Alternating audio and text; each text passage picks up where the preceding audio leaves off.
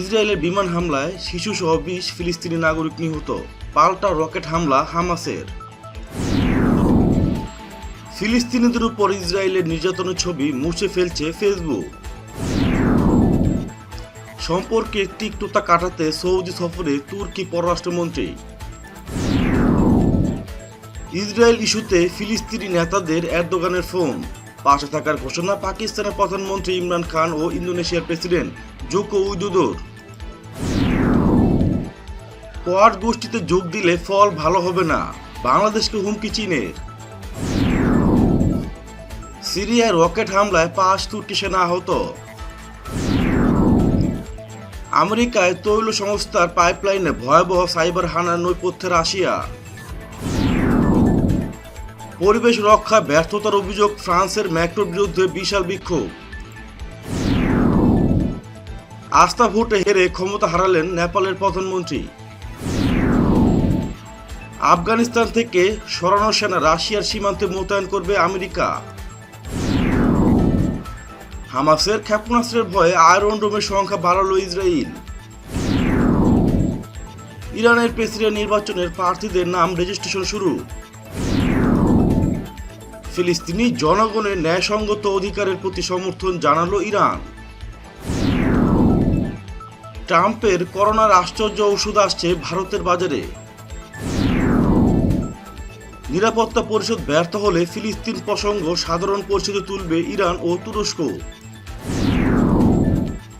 এবং সবশেষে থাকছে করোনা প্রতিরোধে শরীরে গোমূত্র মাখছেন ভারতীয়রা, চিকিৎসকদের সতর্কবার্তা। গাজায় ইসরায়েলের বিমান হানায় নিহত অন্তত 20 ফিলিস্তিনি নাগরিক, আহত হয়েছে আরও বেশ কয়েকজন, এমনটাই জানিয়েছেন গাজার স্বাস্থ্য অধিকারীরা। গত শুক্রবার থেকে জেরুজালেমের আল আকসা মসজিদে ইহুদি ও মুসলিম সম্প্রদায়ের অনুগামীদের মধ্যে সংঘাত শুরু হয়েছে। এবার তা ক্রমে ভয়াবহ আকার নিচ্ছে। এদিকে ইহুদিবাদী ইসরায়েলের বিমান হামলায় ফিলিস্তিনের গাজায় ইসলামী প্রতিরোধ আন্দোলন হামাসের সামরিক শাখা ইজেদিন আল কাসাম ব্রিগেডের আবদুল্লাহ ফায়াদ নিহত হয়েছেন। ইসরায়েল জানিয়েছে সোমবার ওই হামলায় হামাসের 3 সদস্য নিহত হয়েছে। পবিত্র আল আকসা মসজিদে সোমবার সকালে ইসরায়েলি বাহিনী হামলায় কমপক্ষে 305 জন আহত হয়েছে। এ ঘটনাকে কেন্দ্র করে ইসরায়েলে পাল্টা রকেট ছুড়েছে হামাস। সোমবার স্থানীয় সময় সন্ধ্যা 6টার দিকে এ হামলা চালানো হয়। এতে হামলার সাথে সাথেই জেরুজালেমে এবং গাজা সীমান্তের কাছে সতর্কীকরণ সাইরেন বেজে উঠেছিল এবং সীমান্ত এলাকায় আতঙ্ক ছড়িয়ে পড়ে। সামাজিক যোগাযোগ মাধ্যম ফেসবুক ও ইনস্টাগ্রাম পক্ষপাত দুষ্ট এবং বৈষম্যমূলক আচরণ করছে বলে অভিযোগ করেছেন ফিলিস্তিনিরা। নিরপরাধ ফিলিস্তিনিদের উপর ইহুদিবাদী ইসরায়েলের বর্বরচিত হামলা ও নির্যাতনের ছবি পোস্ট দেওয়ার পর এগুলো মুছে ফেলছে ফেসবুক ও ইনস্টাগ্রাম। শুধু তাই নয়, ফিলিস্তিনিদের সতর্ক করা হচ্ছে তারা যেন এ ধরনের পোস্ট আর না দেন। সৌদি আরব সফরে গেছেন তুরস্কের পররাষ্ট্রমন্ত্রী মেভলুত চাভুসোগলু। ইস্তাম্বুলের সৌদি দূতাবাস সাংবাদিক জামাল খাশোগি হত্যার পর থেকে এটি তার প্রথম সৌদি সফর। এ সফর এমন সময় হচ্ছে যখন আল আকসা মসজিদকে কেন্দ্র করে জেরুজালেমে ইসরায়েল ও ফিলিস্তিনের মাঝে নতুন করে সংঘাত ছড়িয়ে পড়েছে। গাজায় ইসরায়েলের বিমান হামলার নিন্দা জানিয়েছে তুরস্কের প্রেসিডেন্ট রিসেপ তাইপ এরদোয়ান। হামলার পর ফিলিস্তিনের রাষ্ট্রপতি মাহমুদ আব্বাস ও হামাস নেতা ইসমাইল হানিয়াকে ফোন করে ইসরায়েলের সন্ত্রাস ও দখলদারিত্ব বন্ধে মুসলিম বিশ্বের সঙ্গে ঐক্যবদ্ধ হয়ে সন্ত্রাসমুক্ত বিশ্ব গড়ার সর্বাত্মক প্রতিশ্রুতি দেন তুর্কি প্রেসিডেন্ট। এছাড়া ফিলিস্তিনিদের পাশে থাকার ঘোষণা দিয়েছেন প্রধানমন্ত্রী ইমরান খান ও ইন্দোনেশিয়ার প্রেসিডেন্ট জোকো উইদোদোর।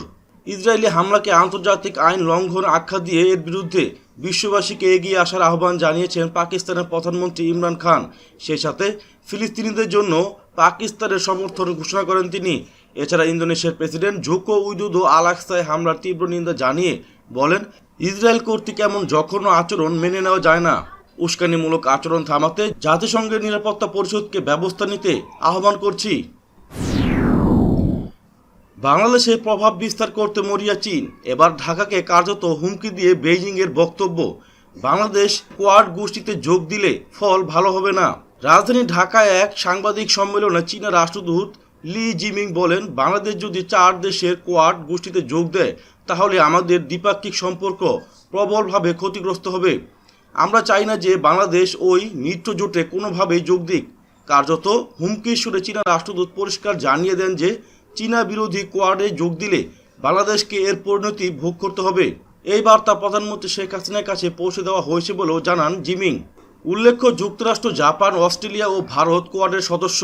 এই জোটকে অনেকেই এশিয়ার ন্যাটো বলে অভিহিত করে থাকেন। চীন বাংলাদেশের বড় উন্নয়ন অংশীদার। চীনের ওয়ান বেল্ট ওয়ান রুট, এক বলয় এক পথ পরিকল্পনাতেও বাংলাদেশ যুক্ত রয়েছে। এদিকে ঢাকায় নিযুক্ত চীনা রাষ্ট্রদূতের এমন বক্তব্যের প্রতিক্রিয়া জানিয়েছে পররাষ্ট্রমন্ত্রী ডাক্তার একে আব্দুল মোমেন। তিনি বলেন, বাংলাদেশ কি করবে না করবে সেটা একান্তই নিজেদের ব্যাপার। তাছাড়া বাংলাদেশ কোয়াডে যোগ দেওয়ার ব্যাপারে কখনো আগ্রহ প্রকাশ করেনি। আব্দুল মোমেন বলেন, সবার সঙ্গে বন্ধুত্ব, কারো সঙ্গে বৈরিতা নয়। এই নীতির আলোকে বাংলাদেশ সবার সঙ্গে সুসম্পর্ক বজায় রাখছে। বাংলাদেশ কোনো সামরিক জোটে যোগ দেয়নি এবং যোগ দেওয়ার পরিকল্পনাও নেই। সিরিয়ার ইদলিবে রকেট হামলায় তুরস্কের এক সেনা নিহত ও 4 জন আহত হয়েছে। সোমবার একটি রসদ বহরে রকেট হামলার পর এই হতাহতের ঘটনা ঘটেছে। তুরস্কের প্রতিরক্ষা মন্ত্রণালয়ের বরাতে বার্তা সংস্থা রয়টার্স এমন খবর দিয়েছে। তুরস্কের প্রতিরক্ষা মন্ত্রণালয় জানায়, হামলার স্থল শনাক্ত করতে পেরেছে তুরস্ক। তবে কারা এই হামলা চালিয়েছে এখনো পর্যন্ত তা নিশ্চিত হওয়া সম্ভব হয়নি।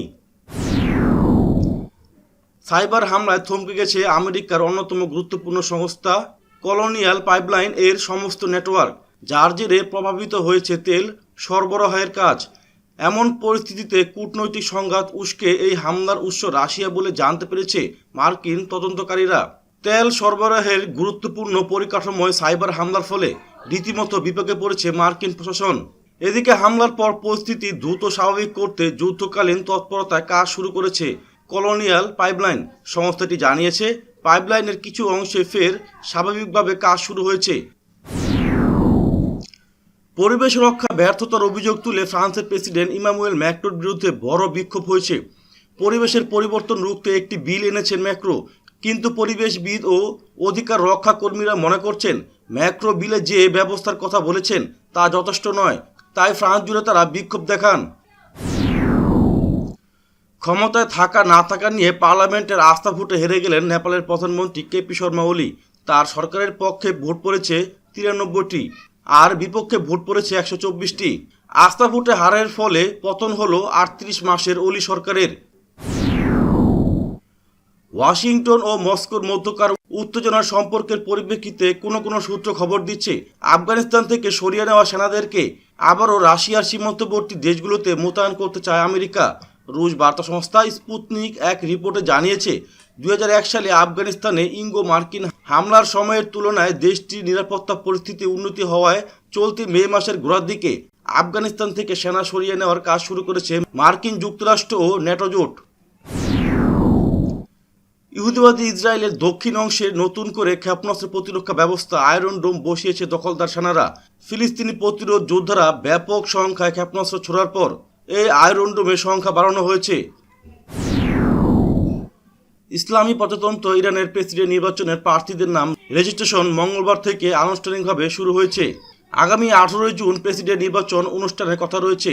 তেহরান সময় মঙ্গলবার 8টা থেকে স্বরাষ্ট্র মন্ত্রণালয়ে নাম রেজিস্ট্রেশনের কার্যক্রম শুরু হয়। আগামী 15 মে পর্যন্ত চলবে নাম রেজিস্ট্রেশনের প্রক্রিয়া। নির্যাতিত ফিলিস্তিনি জনগণের ন্যায়সঙ্গত অধিকারের প্রতি সর্বাত্মক সমর্থন পুনর্ব্যক্ত করেছে ইরান। ফিলিস্তিনের ইসলামী প্রতিরোধ আন্দোলন হামাসের পলিট ব্যুরো প্রধান ও সাবেক প্রধানমন্ত্রী ইসমাইল হানিয়ার সঙ্গে এক টেলিফোন আলাপে এ সমর্থন ঘোষণা করেন ইরানের পররাষ্ট্রমন্ত্রী মোহাম্মদ জাভেদ জারিফ।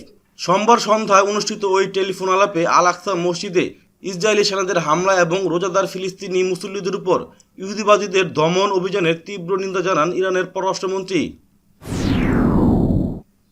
বলা হচ্ছে ওয়াল্ডার ড্রাগ বা আশ্চর্য ওষুধ, যা ইঞ্জেকশনের মাধ্যমে শরীরে গিয়ে দ্রুত কোভিড ভাইরাসের বিরুদ্ধে প্রতিরোধ গড়ে তুলবে। আমেরিকার সাবেক প্রেসিডেন্ট ডোনাল্ড ট্রাম্প যখন কোভিড আক্রান্ত হয়েছিলেন তখন এই ওষুধ তার উপর প্রয়োগ করা হয়েছিল। সুইস ঔষধ সংস্থা হফম্যান লারোচের তৈরি এই ওষুধটি আসলে কোভিড প্রতিরোধে সক্ষম একাধিক অ্যান্টিবডির ককটেল বা মিশ্রণ। আমেরিকায় কোভিড সংক্রমণ ছড়ানোর ওই শুরুর সময় এই ওষুধটি পরীক্ষার স্তরেই ছিল। ওই হিসেবে ট্রাম্পের নিজস্ব চিকিৎসকরা যথেষ্ট সাহসের পরিচয় দিয়েছিলেন এবং সাবেক মার্কিন প্রেসিডেন্ট নিজেও রীতিমতো ঝুঁকি নিয়েছিলেন। দেখা গেল ওষুধটি সাফল্যের সাথেই ট্রাম্পকে কোভিড মুক্ত করতে পেরেছিলেন। ওই ওষুধ এবার ভারতে তাদের সহযোগী সংস্থা সিপ্লার মাধ্যমে বাজারে আনছে রোচে ইন্ডিয়া। জরুরি পরিস্থিতিতে আপৎকালীন ব্যবস্থা হিসেবে এই ওষুধটি প্রয়োগের ছাড়পত্র দিয়েছে ভারতের কেন্দ্রীয় ঔষধ নিয়ন্ত্রক সংস্থা। ফিলিস্তিনি পরিস্থিতি, বিশেষ করে বায়তুল মুকাদ্দাসের সর্বশেষ অবস্থান নিয়ে তুরস্কের পররাষ্ট্রমন্ত্রী মেভলুত চাভুসোগলুর সঙ্গে টেলিফোনে কথা বলেছেন ইরানের পররাষ্ট্রমন্ত্রী মোহাম্মদ জাভেদ জারিফ। সোমবার বিকেলে দুই প্রতিবেশী দেশের পররাষ্ট্রমন্ত্রীদের মধ্যে এই ফোনালাপ হয় বলে বার্তা সংস্থা ইনা প্রেস জানিয়েছে। এ সময় দুই পররাষ্ট্রমন্ত্রী এ বিষয়ে একমত হন যে জাতিসংঘ নিরাপত্তা পরিষদ যদি কুদস দখলদার ইসরায়েলের আগ্রাসী তৎপরতা প্রতিহত করার ক্ষেত্রে কার্যকর কোনো ব্যবস্থা নিতে ব্যর্থ হয়, তাহলে ইরান ও তুরস্ক বিষয়টি জাতিসংঘের সাধারণ পরিষদে উত্থাপনের চেষ্টা করবে। একই সঙ্গে ফিলিস্তিনি প্রসঙ্গে আলোচনা করার জন্য ইসলামী সহযোগী সংস্থা বা ওআইসির জরুরি বৈঠক ডাকার উদ্যোগও নেবে দুই দেশ। মহামারী করোনা ভাইরাস ভারতে ভয়াবহ আকার ধারণ করেছে। করোনা থেকে বাঁচতে দেশটিতে অনেকে শরীরে গোবর ও গোমূত্র মাখছেন, গোমূত্র পান করছেন। হিন্দু মতে গরুকে খুবই পবিত্র মনে করা হয়, সেই বিশ্বাস থেকেই এমনটা করছে তারা। তবে ভারতের চিকিৎসকরা এই বিষয়ে সতর্ক করে দিয়েছেন। তারা বলছেন, করোনা প্রতিরোধে গোবরের কার্যকারিতা বিষয়ে বৈজ্ঞানিক কোনো প্রমাণ নেই এবং এটি অন্য রোগ ছড়িয়ে দেওয়ার ঝুঁকি বাড়িয়ে দেয়।